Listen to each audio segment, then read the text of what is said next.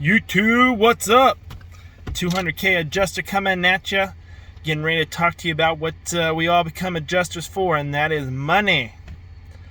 We all want to make some more money, so we are trying this thing out called adjusting because we heard we can make some of that money. But just like all things, once you hear something great and you start walking down that path, you find out it's a little bit more challenging than what you initially thought. You got licenses you gotta get. You gotta get equipment. You gotta get a deployment. You know, these are things that require some money, some investment. And so what we're going to talk about today in our part 2 series of how to manage your money is how to save money for your training. If you listen to my last video, or video 2 ago, I talked about how doing a live training for your license is better than trying to do it online on your own. Well, that costs money. You're going to have to take some time off of work if you do work a job, you know.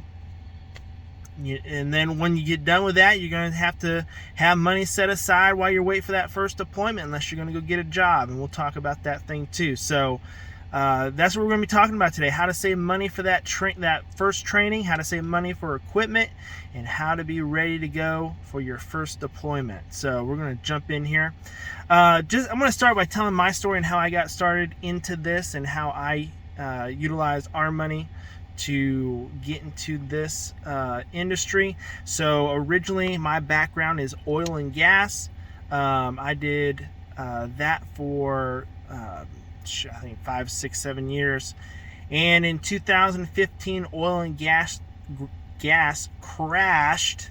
It was the big crash where oil went from $100 to way down to $20 a gallon. It was great for you guys, terrible for me and our family. We literally lost just about everything.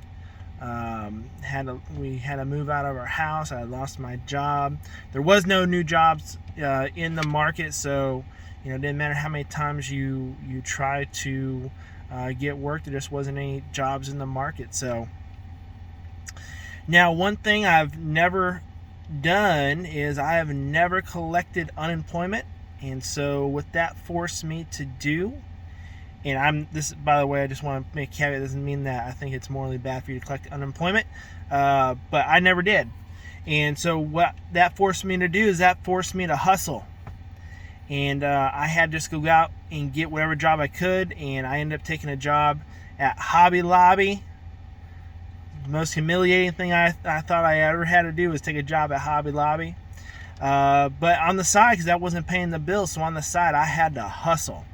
And I did everything from cleaning out people's garages to running vending machines to whatever I could do to make money. I found a way to do it. And you know, my thought process was, you know, there's nothing I can do about this situation that I'm in. You know, it wasn't something that I'd done personally that put us in that situation. I can do anything but move forward.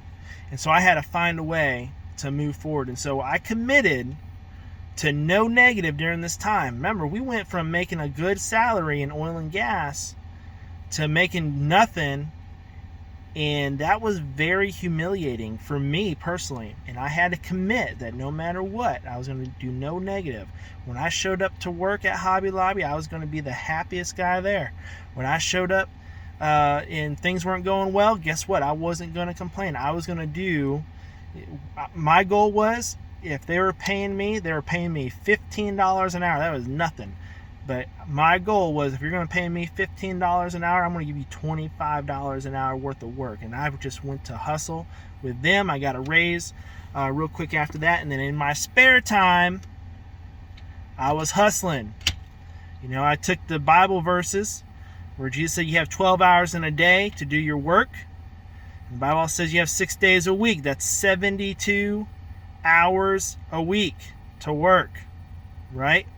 And so that's what I did. I said, hey, you know what? I'm going to give Hobby Lobby 40 hours of my week, because that's what I got to do to at least have some stable cash flow. And then the rest of the time, I'm going to find a way to earn some money. Well, after Hobby Lobby, I had a friend who heard about basically what I was doing. He was in flooring, and he got me in to a flooring company. And this is kind of where I got my start in the construction era. Worked that for a couple years and decided to start my own flooring company. And then 2020 hit and COVID hit. And when COVID hit, I was a little bit nervous about what was going on with the economy. And I took the small business loan the government was offering. I thought that would just help us to weather the storm. Well, time went on. It went from 2 weeks to indefinite for the quarantine. The quarantine was supposed to last 2 weeks, and obviously that didn't work, right? So 2 weeks went to almost 2 years now in quarantine, and I was worried. Now, this is before the spike in prices of everything. I was worried that, business would crash and I would need to do something else. But I wanted to do something in the industry I was in, and so I decided to get into adjusting. Now, the good thing for me was the small business loan that I had. We had been very frugal with it. And so we had enough for me to not work for a week, and it was actually 2 weeks. I used that money to buy the course, the adjusters training course, went to a class. So we bought the course. I'm going to fix my hat here for you guys. Didn't know if that was bugging you or not.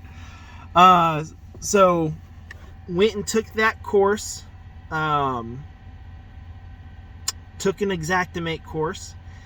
And I was able to use the business loan that I had to pay the expenses for those two things. Well, just so happened, and this is the power of going to a live training, is just before that class ended, the manager there who was doing the training had gotten a couple different opportunities in text message to do a deployment in Illinois. Well, he was not interested in that at the time, so he said, hey, who wants it? I signed up for it, and I got the call, and that's how I started. And again, so my way of saving up money for our adjuster's license and equipment was that small business loan. I had a business that I could leverage and get a loan off it. So I know that's not for everybody. That's what I did. But if you have a company, that's what you can do as well if you're really serious about this industry, okay? But for you who don't have that opportunity to get a small business loan, there are still ways that you can still earn money or save money in order to take the live training course and have money set aside to get your equipment. So the first thing you got to do, obviously, is you gotta budget what you need, right? So a training course is going to at least take you a week. I would probably factor in, so I'm going to move my camera up here, $1,000. Factor in $1,000 for the training course. You're going to be a week off of work, and then after that, you're going to have to get equipment. So what can you do? You need to probably have $3,000 saved aside if you want to do this comfortably. Now, there's a lot of people that do it uncomfortably, and they make it. Okay, but this comfortably, you need to have $3,000 set aside. Okay, what you can do to raise $3,000 without quitting your job. One is you got to be committed. When I was committed at Hobby Lobby, I said I was going to work 72 hours a week. 40 hours would go to the company I worked for, and the 32 hours went to working for me. And I just did whatever I could find. You guys have some opportunities. If you got a decent car, you can do Uber. You can do Uber Eats. Even if you don't have a decent car, you can do Uber Eats, right? Nobody's jumping in your car, so you can do Uber Eats. You can get a part-time at night, and, a lot of time overtime or nighttime pay pays better than daytime pay. You can, simple thing is do a garage sale. It's amazing how much stuff you have that you don't need. And I learned that by living in my truck. When I lived the first time I lived in my truck, it was an eye-opener to me and how much I really don't need.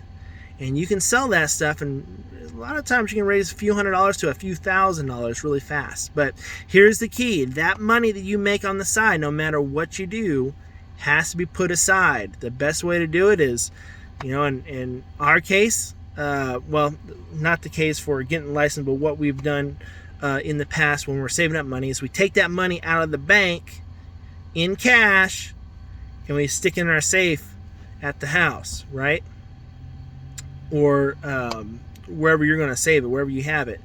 You need to take it out in cash because you don't want to see it in your bank account. You're using that debit card, using that credit card. Guess what? If you have it available to you, you're going to spend the money.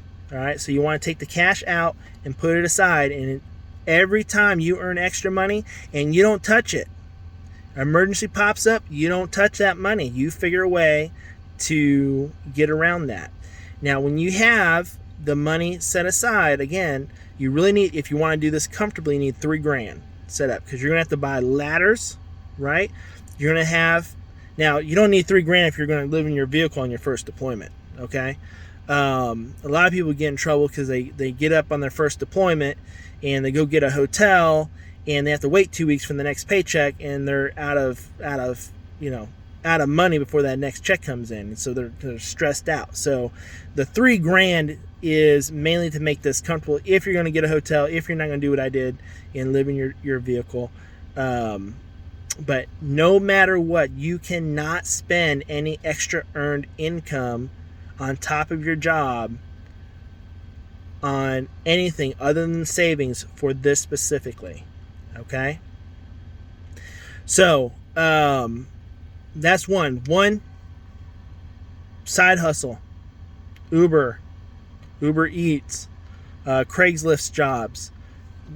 Those are easy things that you can start making some extra money now. Online surveys, there's some surveys that you can make $100 on a survey, right? So you got to pick the right ones, but that's one way. Garage sale. You need to sell everything you don't need. Don't worry about it. If you make the money, you'll get it all back, right? That's the deal. We're trying to make money here. So you selling that table you really like and it's, really not that great of a condition, let it go. You'll get a better one in about a year or two, okay? So don't worry about it. Just sell it. You might need to sell some things that maybe you do really like and you can't replace. There might be something that a friend gave to you or something like that, but you know what? It comes down to you got to do what's best for your family, and sometimes that means you got to sacrifice other things that's less important for your future. All right. So, anyways, those are just some basic ideas. Also, last thing is if you do have a business, you can think about getting a line of credit or something like that, and that will help you out. You do got to pay that back, but that is a way where you can be able to afford a live event or a live class. Take both the training and the Xactimate trainings and have money to buy the equipment you need. And if you go on your first deployment, to have money for that deployment. So anyways, if you have not already, please click on the like and subscribe button down below. I am planning on putting out 100 videos in the next 60 days. I always get that wrong. I don't know why.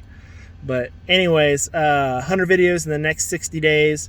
We're going to be talking about things ranging from more money things. We got, money and one more money video we're going to be doing. We're also going to be doing some networking things. I'm going to be interviewing some people, getting their ideas as well. So we got some cool stuff happening.